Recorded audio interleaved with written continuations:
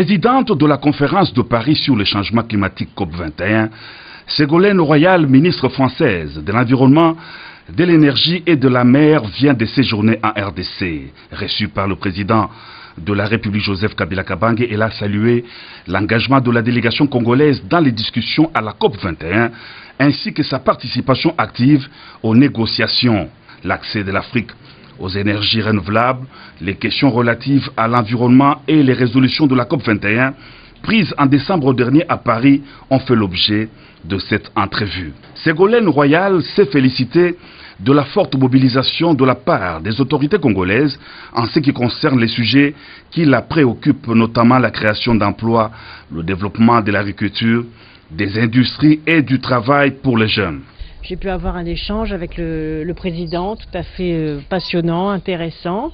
J'ai d'ailleurs eu l'occasion de le remercier pour l'engagement de ses équipes lors de la conférence de Paris sur le climat, puisque ces équipes ont beaucoup participé aussi aux négociations, et notamment le pays assure le leadership des PMA, des pays les moins avancés, et donc joue un rôle très important pour conclure et pour appliquer la conférence de Paris sur le climat.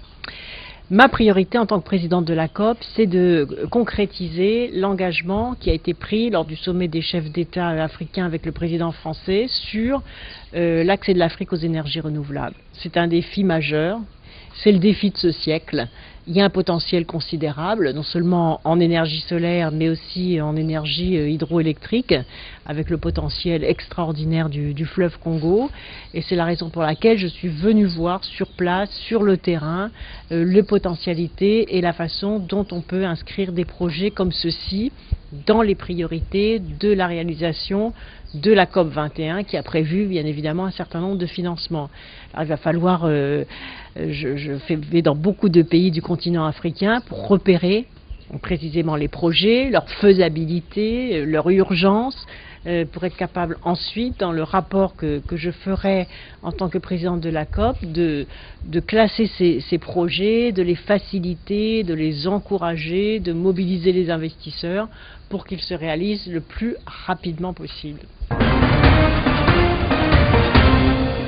Le renforcement de la coopération bilatérale et des échanges commerciaux entre la RDC et l'Uruguay était au centre de l'entretien que le président de la République Joseph Kabila Kabange a eu avec le vice-président uruguayen Raúl Fernando Sendic Rodríguez en séjour à Kinshasa. Au sortir de cet entretien, l'hôte du chef de l'État a indiqué que la prochaine étape consistera en la constitution des groupes de travail qui vont identifier le domaine de coopération et redynamiser les échanges commerciaux entre la RDC et l'Uruguay.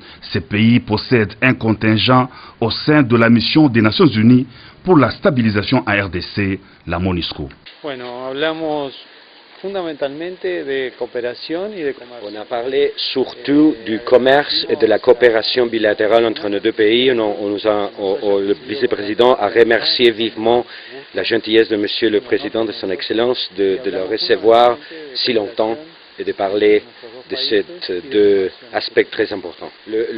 Son Excellence le Président a exprimé le remerciement pour le travail magnifique que nos troupes fait dans le cadre des Nations Unies. Il a exprimé aussi au Monsieur le Vice-président sa position sur ce domaine.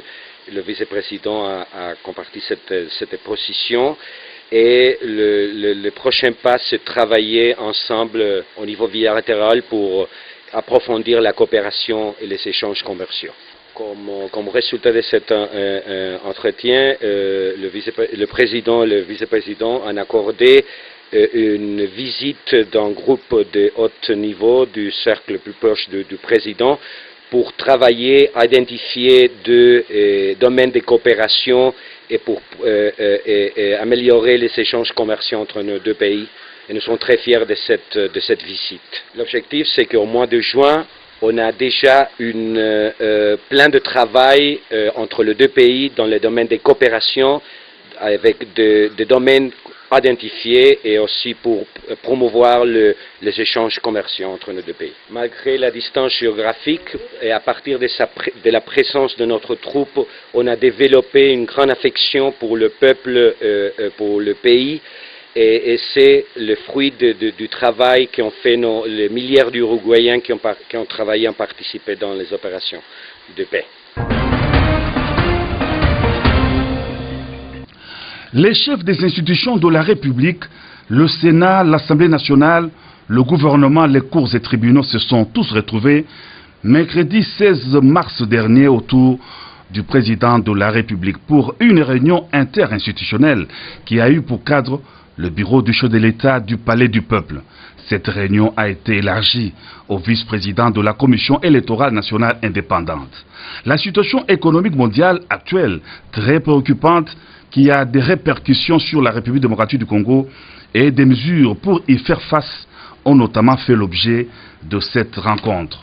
Le vice-premier ministre et ministre de l'Intérieur, Évariste Bochab, a indiqué que les chefs des institutions ont été informés de la nécessité de procéder à la restriction budgétaire par la réduction du train de vie de leurs institutions. Le vice-président de la CENI a été invité à exposer les préparatifs et les actions entreprises pour que les élections se déroulent dans les meilleures conditions. Sous la haute direction de son Excellence, Monsieur le Président de la République, chef de l'État, s'est tenue la réunion interinstitutionnelle au cours de laquelle le Premier ministre, chef du gouvernement, a exposé la situation économique de notre pays qui n'est pas épargnée par l'onde de choc qui frappe l'économie mondiale. Les chefs des institutions ont été objectivement informés de la nécessité de procéder à la restriction budgétaire par la réduction du train de vie des institutions.